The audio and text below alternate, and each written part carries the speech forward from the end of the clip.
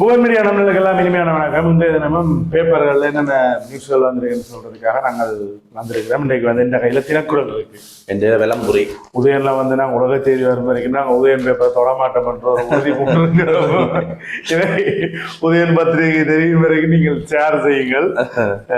உதயன் இல்லையா உதயன் எடுத்துனாங்க உதயன் எடுத்துனாங்கன்னா உலக செய்தி இல்லை அன்றைக்கு அதில் நாங்கள் புறக்கணிச்சிட்டோம். அதுக்காண்டி நாங்கள் தினக்குறள்களை போயிருக்கிறோம். வளம மாதிரியான தலைப்பு செய்தி தான் இது. எப்பவுமே நாங்கள் இதனே துவங்கினதுல இருந்து முதல் நாள் வந்து கிழக்குல வந்து மனித புதைகுழி கண்டுபிடிக்கப்பட்டது என்றும், நேற்று 7 எலும்புக்கூடுகள் யாழ்ப்பாணத்துல செம்மணியில கண்டுபிடிச்சது. இன்றைக்கு வந்து 8 எலும்புக்கூடுகள் கண்டுபிடிக்கப்பட்டிருக்கிறது. குறிப்பாக புதிதாக கண்டுபிடிக்க 8 எலும்புக்கூடுகள் தொகுதியில் சில சிசுக்கள் சிறுவர்களின் எலும்புக்கூட்டு தொகுதியா என்ற ஒரு கேள்விக்குறியோட தினக்குறள் வந்து தலைப்பு செய்தி வந்திருக்கிறது. பகுப்பாய்வின் பின்னரே உறுதியான முடிவு தெரிவிக்கப்படும் என்றும், நேற்றுடன் 80 எலும்புக்கூட்டு தொகுதிகள் கண்டுபிடிப்பு, 65 மீட்பு என்ற செய்தியும் அங்க வந்திருக்கு. அதே நேரத்தில் செம்மணி சிந்துவாத்தி புதிய ஆய்வு தளத்தில் பால் பூச்சியை ஒத்த பொருட்கள் கண்டுபிடிப்பு என்ற செய்தி விஷயம் தானே. பால் பூச்சின்றது எப்பவுமே குழந்தை பிள்ளைகள் பயன்படுத்துறது. ஏற்கனவே குழந்தை பிள்ளைகள புத்தக பை மற்ற இந்த பொம்மை, இப்ப அதை தொடர்ந்து பால் பூச்சி கூடுதலா குழந்தை பிள்ளைகள் இருக்கிற மாதிரி தான் பகுப்பாய்வின் பின்னர் இதுக்கான முடிவுகள் எல்லாம் வரும் என்று சொல்லப்பட்டிருக்கிறது. நாங்க நம்புறோம் வேறுமென நம்புறோம் முடிவுகள். 42 ஆண்டுகளின் பின்னரும் தமிழர்களின் மனங்களில் ஆறாத ஒரு மனமா இருக்குது. அந்த ஜூலை கழகம் இருக்குதானே, அது வந்து எல்லாற்ற மனங்களே மாறாது. நீங்க எப்படித்தான் என்னதான் செய்தாலும் எங்களுக்கு செய்த சித்திரவதைகள், அதாவது எங்களுக்கு செய்த துரோகங்கள் எல்லாமே வந்து எங்களோட மனதில இருந்து மாறாதுன்ற வந்து அதுல போட்டிருக்கணும். கருப்பு ஜூலை 42ஆம் நினைவு நாள் இன்று என்று இதுல செய்தி வந்திருக்கிறது. கருப்பு ஜூலை 42ஆம் நினைவேந்தல் நிகழ்வு வடகிழக்கில் இன்று உணர்வெழுச்சியுடன் நினைவு கூறப்பட உள்ளது. 1983 ஜூலை மாதம் இலங்கையில் தமிழர்களுக்கு எதிராக நடத்தப்பட்ட வன்முறை நிகழ்வுகளின் 42வது ஆண்டு நிறைவு என்றாகும். அந்த வன்முறையில் கொல்லப்பட்ட ஆயிரக்கணக்கான தமிழர்களை நினைவு கூர்ந்து அவர்களின் நினைவாக வடக்கு கிழக்கில் பல்வேறு நிகழ்வுகள் அனுசரிக்கப்பட்டுள்ளது. புலம்பெயர் நாடுகளிலும் அனுசரிக்கப்பட உள்ளன. 1983 ஜூலை கலவரம் இலங்கை வரலாற்றில் இருந்து கருப்பு அத்தியாயமாக கருதப்படுகிறது. அதன் நினைவாக ஜூலை மாதம் முழுவதும் பல்வேறு நினைவேந்தல் நிகழ்வுகள் நடத்தப்படுகின்றன. யாழ்ப்பாணத்தில் பல இடங்களில் கருப்பு ஜூலை நினைவேந்தல் நிகழ்வுகள் நடைபெற உள்ளன என்று சொல்லப்பட்டிருக்கிறது. செய்தியில தினக்குறள் கிடக்கிறது. அதே நேரத்தில் இந்த கருப்பு ஜூலை என்ற இன்னொரு விஷயம், 2 செய்தி நாங்கள் பார்த்துருக்கோம். ஒன்று வந்து சகோதரத்துவ தினத்தை முன்னிட்டு கொழும்பிலிருந்து யாழ்ப்பாணத்துக்கான ரயில் பயணம் என்றான். சகோதர தினத்தை முன்னிட்டு கொழும்பு ரயில் நிலையத்திலிருந்து யாழ்ப்பாணம் ரயில் நிலையம் வரை சகோதரத்துவ பயணம் ஒன்று மேற்கொள்ளப்பட உள்ளது. கொழும்பு கோட்டை ரயில் நிலையத்திலிருந்து இன்று 6:40 மணிக்கு பயணம் ஆரம்பமாகி பிற்பகல் 2 மணி அளவில் யாழ்ப்பாணத்தை வந்தடைய உள்ளது. சோசலிச இளைஞர் கழகம் யாழ்தவிரையில் இப்பயணத்தை மேற்கொள்ள உள்ளதாக அறிவித்துள்ளது. குறித்த பயணத்தின் போது குருநாகல் ரயில் நிலையத்தில் நூல்கள் வழங்கும் நிகழ்வு இடம்பெறும். அதே போன்று அனுராதபுரம் ரயில் நிலையத்திலும் நிகழ்வுகளுக்கு ஏற்பாடு செய்யப்பட்டுள்ளன என்று சொல்லப்பட்டிருக்கு. இது வந்து நேற்று எங்களுடைய யாழ்ப்பாண பாராளுமன்ற உறுப்பினர் திரு இளங்குமரன் அவர்களும் தன்னுடைய முகநூல்ல பதிச்சிருந்தார். கருப்பு ஜூலை வந்து இதே இந்த கருப்பு ஜூலை தான்.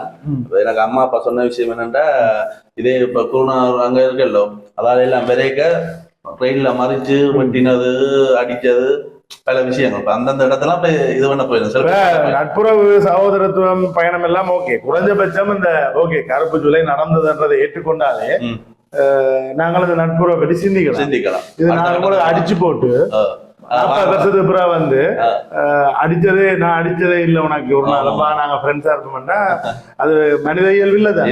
நீ எனக்கு அடிச்சா குறைஞ்சபட்சம் நீ எனக்கு அடிச்ச நீ ரெண்டாவது ஏற்றுக்கொள்ளும்.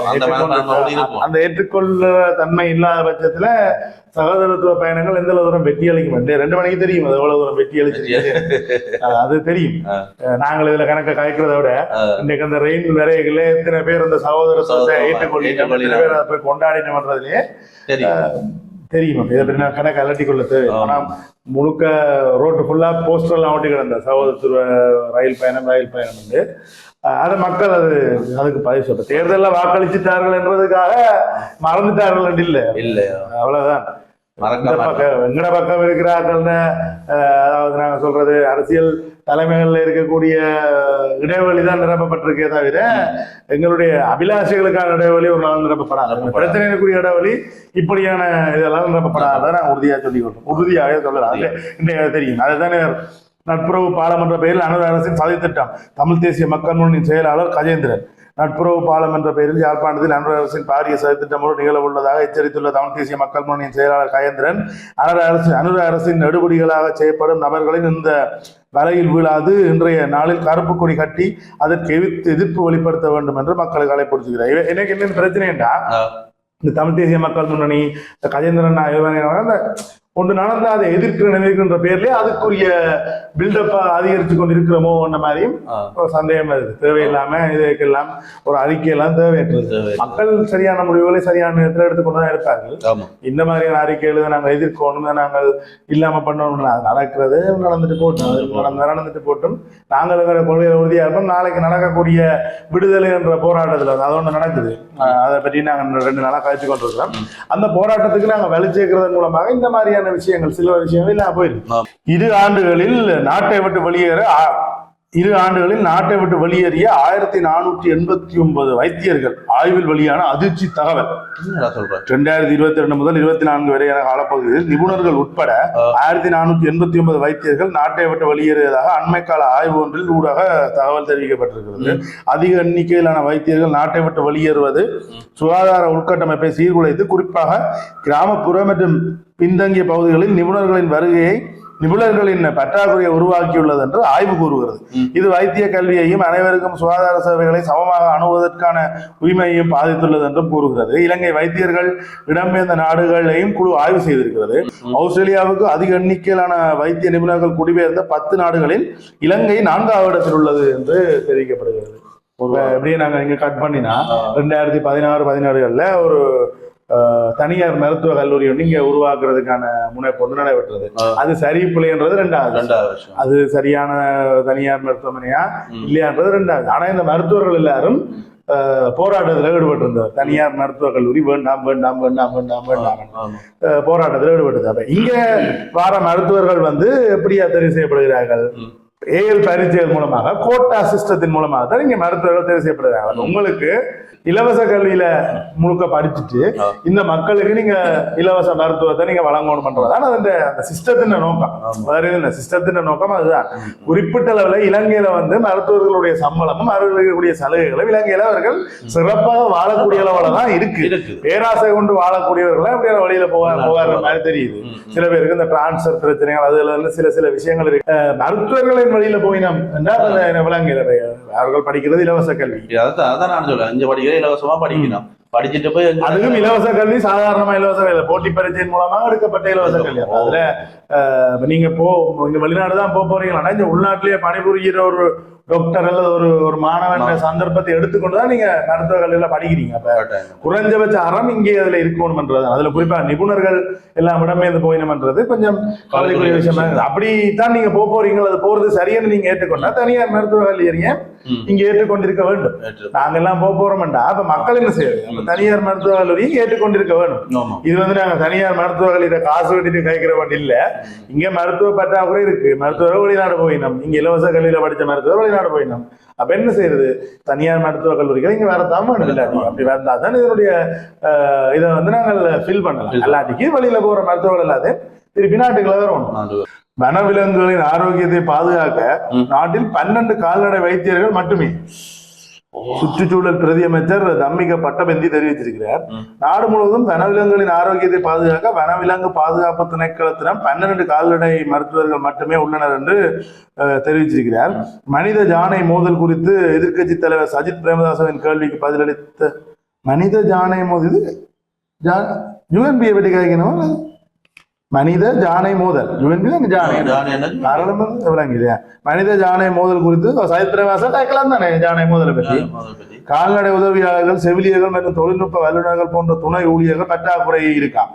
மற்ற நாடுகளை போல இல்லாமல் எங்கள் கால்நடை மருத்துவர்கள் சவாலான சூழ்நிலையிலும் குறைந்த வளங்களுடனும் வேலை செய்கிறார்கள். இந்த கால்நடை மருத்துவர்கள் யானைகளுக்கு மட்டுமல்ல அனைத்து வகையான விலங்குகளுக்கும் சிகிச்சை அளிப்பதற்கு பொறுப்பானவர்கள். துப்பாக்கி சூட்டு காயங்களால் பாதிக்கப்பட்ட 9 யானைகளுக்கு சிகிச்சை அளிக்க ஜூலை 10, 12ஆம் தேதியில் கால்நடை மருத்துவர்களும் பணிக்கப்பட்டதாக அவர் தெரியுது. இது நான் நினைக்கிறேன் சஜித் பிரேமதாச வந்து ஜானையை கலாச்சிருப்பார். இவர் அது விளங்காம அடிச்சு கொஞ்சம் கால் நட மருத்துவர்கள் ஜானைக்கு சூடு விழுது 2 பேர் நக்கல் ஒன்று போட்டிருப்பார் போல இருக்கு. யூஎன்பியை கலாச்சிருக்கிறார் இவர் அது விளங்காம. ஆனா கால் நட மருத்துவர்களும் இல்லையாம இல்லையாம அவையும் நினைக்கிறேன் பற்றாக்குறை என்னாவே பாக்குற வைத்தியரும் போறாங்க, கால்நடை வைத்தியரும் போறாங்க, ஆடு மாட்டை பாக்குறாங்க. மொத்தத்துல எல்லாருக்கும் நாமம் தான். மசாஜ் நிலையம் என்ற போர்வையில் இயங்கி வந்த விபச்சார விடுதி அது எங்க தெரியுமோ? யாழ்ப்பாணம் இல்ல யாழ்ப்பாணம் இல்ல. நான் ஒரு யாழ்ப்பாணம் மாதிரி ஒரு இடம் பவுனியா இல்ல பிள்ளைச்சி இல்ல அப்ப தெரியா சொல்றேன். வெள்ளவத்தை அதான் குட்டி யாழ்ப்பாணம் தான். யாழ்ப்பாணம் தான் வெள்ளவத்தை. கொழும்பு வெள்ளவத்தை பிரதேசத்தில் மசாஜ் நிலையம் என்ற போர்வையில் இயங்கி வந்த விபச்சார விடுதி ஒன்றில் மேற்கொள்ளப்பட்ட சுற்றி வளைப்பில் 9 தாய்லாந்து பெண்கள் உட்பட 10 பேர் கொழும்பு தெற்கு போலீஸ் குற்றப்பிரிவினரால் கைது செய்யப்பட்டிருக்கிறார்களாம். கொழும்பு தெற்கு போலீஸ் குற்றப்புலனாய்வு பிரிவில் கிடைத்த தகவலின் பேரில் மேற்கொள்ளப்பட்ட சுற்றி வளைப்பின் போதே சந்தேக நபர்கள் கைது செய்யப்பட்டிருக்கிறார்கள். கைது செய்யப்பட்டவர்களில் மசாஜ் நிலையத்தின் உரிமையாளரும் காணப்பட்டதாக போலீஸ் அவரே நின்றுருக்கு.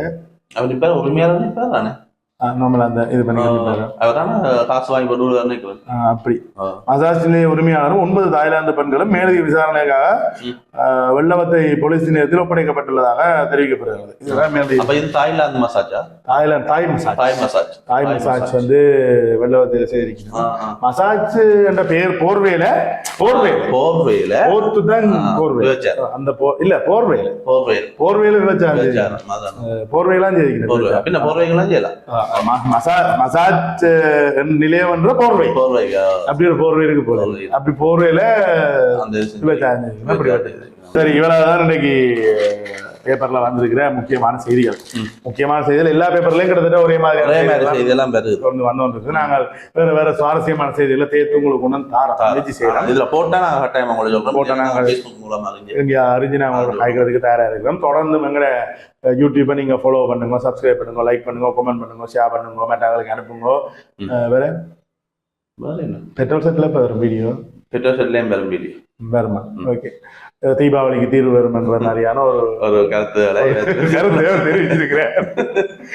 மீண்டும் நாளை தினம் நாங்கள் சந்திப்போம். நான் உங்களிடம் விடைபெறுவது பில்ராஜ் மதீஷ்.